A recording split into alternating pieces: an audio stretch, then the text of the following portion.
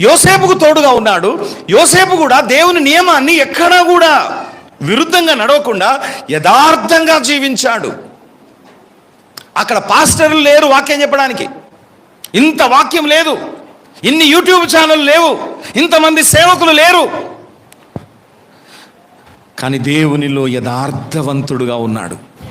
నీ లోపల దేవుని కొరకు జీవించాలని సరైన నిర్ణయం తీసుకోకపోతే నువ్వు ఎన్ని బోధలు విన్నా వేస్టే, ఎన్ని యూట్యూబ్ ఛానళ్ళు విన్నా వేస్టే, ఎంతమంది సేవకులు వాక్యం విన్నా వేస్తే. నీ లోపల దేవునిలో నేను బ్రతకాలి అనే ఆరాటము ఆశ నీకు లేకపోతే.